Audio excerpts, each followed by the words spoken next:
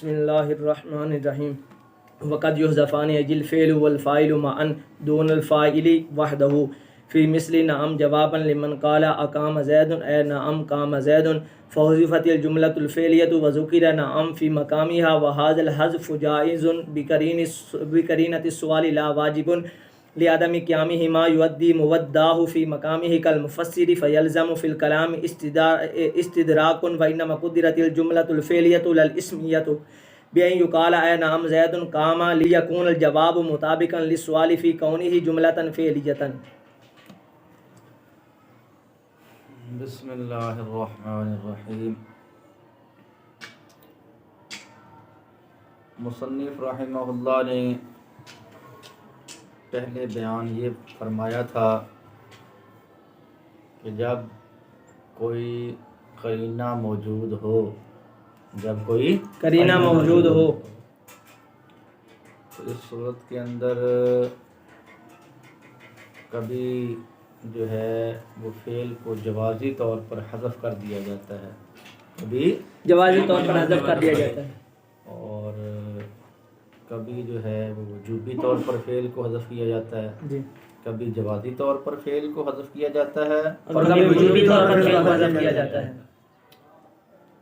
اب اس عبارت سے مصنف رحمہ اللہ جو صاحب کافیہ ہیں، ماتن ہیں، انہوں نے یہ بات بیان فرمائی ہے کہ کبھی جو ہے وہ فعل اور فاعل دونوں کو اکٹھا بھی حذف کر دیا جاتا ہے. کبھی فعل اور فاعل دونوں کو اکٹھا حذف کر دیا جاتا ہے. ظاہر بات ہے کہ جب قرینہ موجود ہوگا تو اس صورت کے اندر فعل اور فاعل کو کبھی اکٹھا بھی حذف کر دیا جاتا ہے، کبھی فعل اور فاعل کو اکٹھا بھی حذف کر دیا جاتا ہے. اس کی مثال دی ہے جیسے کوئی شخص جو ہے وہ سوال کرے، کوئی شخص سوال کرے اقام زید، کیا زید کھڑا ہے؟ اقام زید، کیا زید کھڑا ہے؟ تو مجیب جو ہے اس کے جواب کے اندر کہہ دے نعم. کیا کہہ دے؟ نعم. جی ہاں. تو اب یہاں پر جو نعم ہے اس کے بعد فعل اور فاعل دونوں محذوف ہوں گے اور اصل عبارت یوں بن جائے گی نعم قام زید. نعم قام زید، جی ہاں زید کیا ہے؟ کھڑا ہے. جی ہاں زید کھڑا ہے. تو چونکہ اقام زید کے اندر جو سوال ہے وہ زید کے قیام کے بارے میں کیا گیا ہے، جو سوال ہے وہ زید کے قیام کے بارے میں کیا گیا ہے، تو ظاہر بات ہے کہ جو مجیب ہے وہ نعم کے ذریعے جواب بھی زید کے قیام کے بارے میں دے گا. وہ نعم کے ذریعے جو جواب دے گا وہ بھی زید کے قیام کے بارے میں ہی دے گا، زید کے قیام کے بارے میں ہی دے گا. ٹھیک ہے نا جی.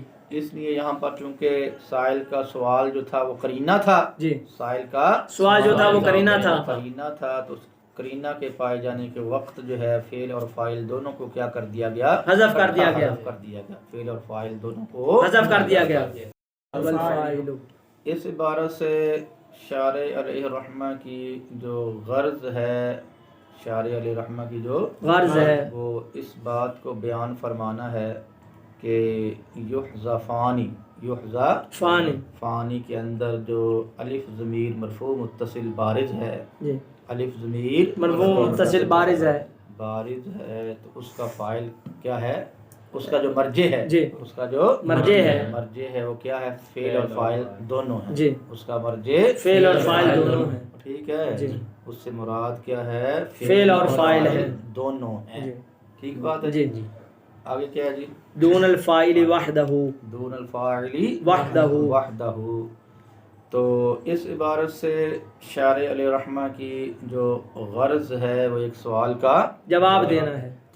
سائل یہ سوال کرتا ہے کہ بھئی پیچھے ماتن علیہ الرحمہ نے یہ بات بیان فرمائی تھی کہ قیام قرینہ کے وقت کبھی فعل کو حذف کر دیا جاتا ہے، قیام قرینہ کے وقت کبھی فعل کو حذف کر دیا جاتا ہے. اس کے بعد بیان فرمایا قد یحذفان، کبھی فعل اور فاعل دونوں کو بھی حذف کر دیا جاتا ہے، کبھی فعل اور فاعل دونوں کو بھی حذف کر دیا جاتا ہے۔ پیچھے بیان فرمایا تھا کہ اکیلے فعل کو حذف کیا جاتا ہے، اکیلے فعل کو حذف کیا جاتا ہے، یہاں بیان فرمایا کہ فعل اور فاعل دونوں کو بھی حذف کر دیا جاتا ہے۔ تو سائل کہتا ہے بھی جس طرح اکیلے فعل کو حذف کیا جاتا ہے، پھر اسی طرح اکیلے فاعل کو حذف کرنا بھی جائز ہوگا۔ جی، اکیلے فاعل کو حذف کرنا بھی جائز ہوگا۔ ٹھیک ہے جی، تو اس کا جواب شارح علیہ الرحمہ نے دیا، جس کا حاصل یہ ہے بھئی اکیلے فعل کو حذف کرنا تو جائز ہے، جائز ہے، فعل اور فاعل دونوں کو اکٹھا حذف کرنا بھی جائز ہے، جائز ہے، لیکن تنہا فاعل کو حذف کرنا جائز نہیں ہے، لیکن تنہا فاعل کو حذف کرنا جائز نہیں ہے، تنہا فاعل کو حذف کرنا جائز نہیں ہے۔ اس لیے کہ بھئی جو فاعل ہوتا ہے وہ کلام کے اندر عمدہ ہوتا ہے، جی، وہ کلام کے اندر عمدہ ہوتا ہے، عمدہ ہوتا ہے، اور کلام کا وہ رکن اعظم ہوتا ہے، جی، کلام کا وہ رکن اعظم ہوتا ہے، اعظم ہوتا ہے۔ اس وجہ سے تنہا جو فاعل ہے اس کا حذف جائز نہیں ہوگا، تنہا فاعل کا حذف جائز نہیں ہوگا۔ وہ فاعل جو ہوتا ہے وہ کلام کا ایک جز ہوتا ہے اور عمدہ ہوتا ہے، جی، کلام کا ایک جز ہوتا ہے اور عمدہ ہوتا ہے، اور ٹھیک ہے، جی، وہ کلام کا رکن اعظم ہوتا ہے، جی، وہ کلام کا رکن اعظم ہوتا ہے۔ اور برخلاف فعل کے اگرچہ وہ بھی کلام کا جز تو ہوتا ہے، جی، فعل بھی کلام کا جز تو ہوتا ہے، جز ہوتا ہے، لیکن چونکہ وہ مسند الیہ نہیں ہوتا، جی، وہ مسند الیہ نہیں ہوتا، جس کی وجہ سے وہ رکن اعظم نہیں ہے، جی، وہ رکن اعظم نہیں ہے، ہاں، اس لیے اس کا حذف تو تنہا جائز ہوگا، جی، لیکن فاعل جو کہ کلام کا مسند الیہ ہے اور رکن اعظم ہے اور کلام کا جز ہے، اس کا حذف تنہا جائز نہیں ہوگا۔ ٹھیک ہے، جی، پھر بات سن لیں کہ اس عبارت سے شارح علیہ الرحمہ نے ایک سوال کا جواب دیا ہے۔ سوال کی تقریر یہ ہے کہ جب ماتن نے پیچھے یہ بات بیان فرمائی کہ قیام قرینہ کے وقت کبھی فعل کو حذف کر دیا جاتا ہے، جی، اور اب یہاں یہ بات بیان فرمائی کبھی فعل اور فاعل دونوں کو اکٹھا بھی حذف کر دیا جاتا ہے، تو معترض کہتا ہے کہ جس طرح تنہا فعل کا حذف جائز ہے تو اسی طرح تنہا فاعل کا حذف بھی جائز ہوگا، جی، تنہا فاعل کا حذف بھی جائز ہوگا۔ اس کا جواب دیتے ہوئے شارح علیہ الرحمہ نے فرمایا کہ نہیں بھئی، تنہا فعل کا حذف تو جائز ہے، جی، لیکن تنہا فاعل کا حذف جائز نہیں ہے۔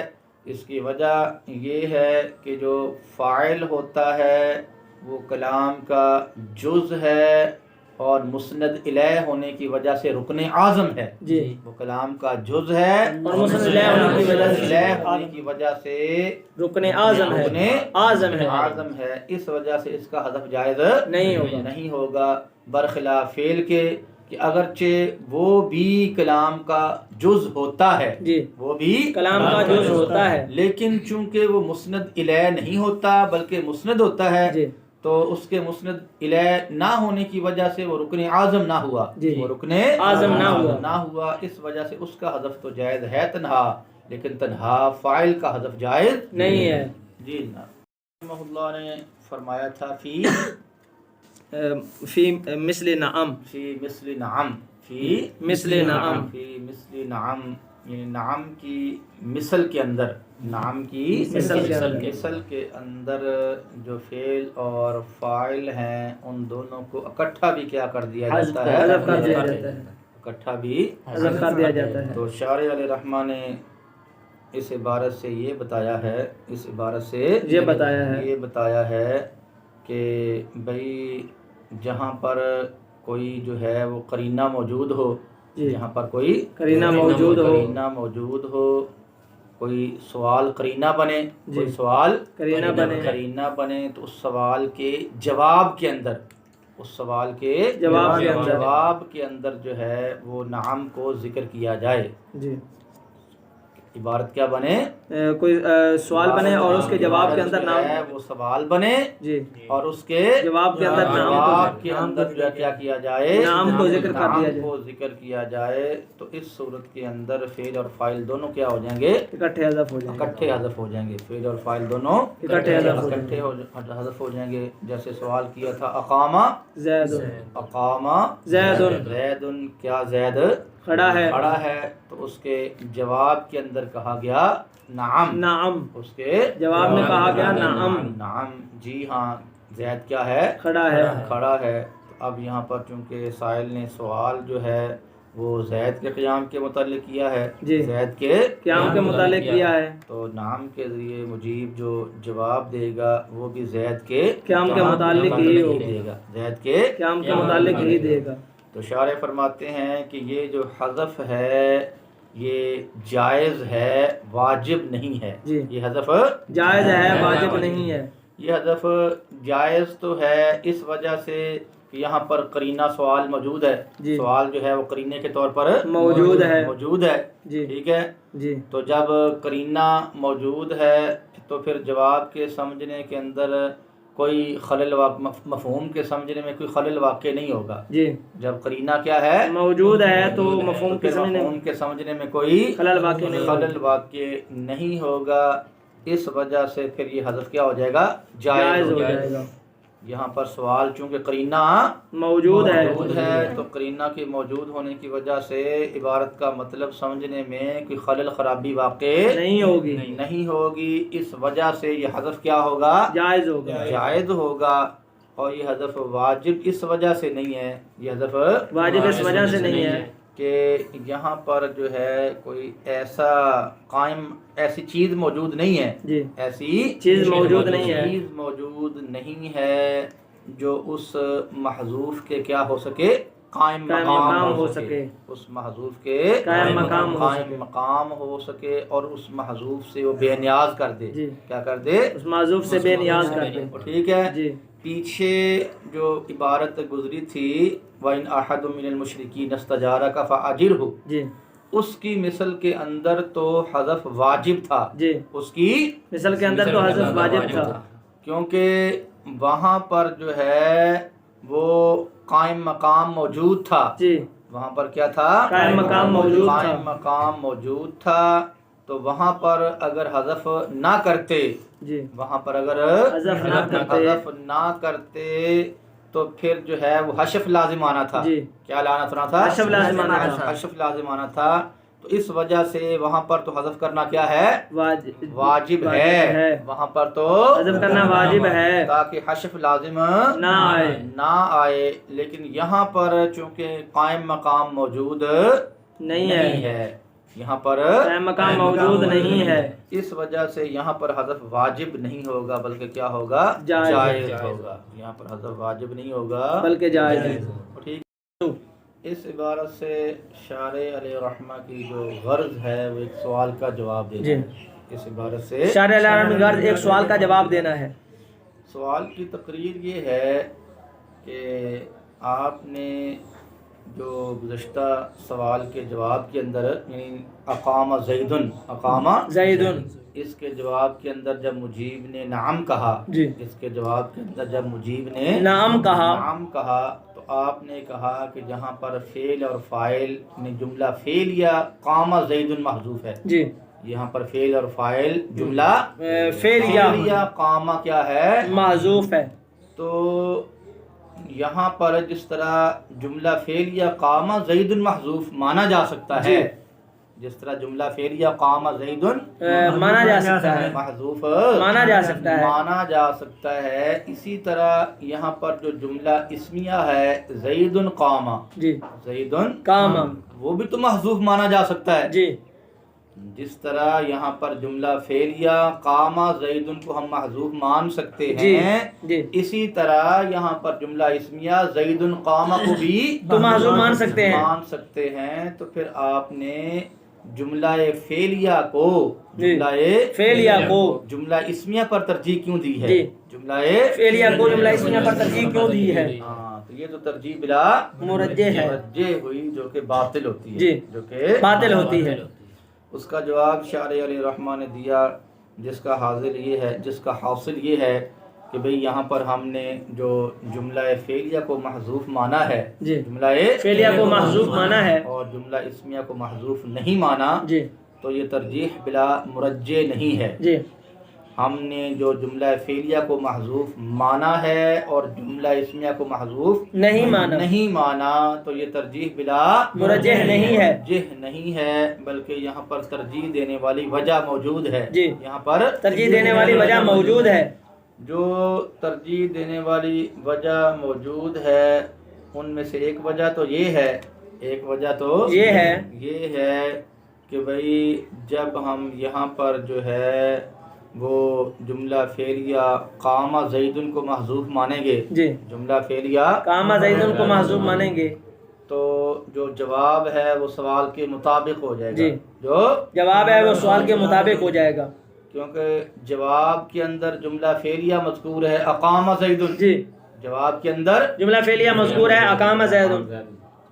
سائل نے اقام زیدن کہا ہے. جی سائل نے جو سوال کیا ہے تو وہ جملہ فعلیہ کے ذریعے کیا ہے. جی سائل نے جو سوال کیا ہے وہ جملہ فعلیہ کے صورت میں کیا ہے. تو جب ہم جو ہے وہ نام کے بعد جملہ فعلیہ یعنی قام زید محذوف مانیں گے جی تو جواب کی سوال کے ساتھ جملہ فعلیہ ہونے میں مطابقت ہو جائے گی. جی جواب کی سوال کے ساتھ جملہ فعلیہ ہونے میں مطابقت ہو جائے گی کہ سوال بھی جملہ فعلیہ ہے اور جواب بھی جملہ فعلیہ ہے. تو مطابقت سوال کی جواب کی سوال کے ساتھ مطابقت ایک اچھی چیز ہے نا جی جواب کی سوال کے ساتھ مطابقت ایک اچھی چیز ہے. کیا ہے اچھی چیز ہے. اچھی چیز ہے. اس وجہ سے یہاں پر جو ہے وہ ہم نے جملہ فعلیہ کو محذوف مانا تاکہ جملہ فعلیہ ہونے میں جواب کی سوال کے ساتھ کیا ہو جائے مطابقت ہو جائے.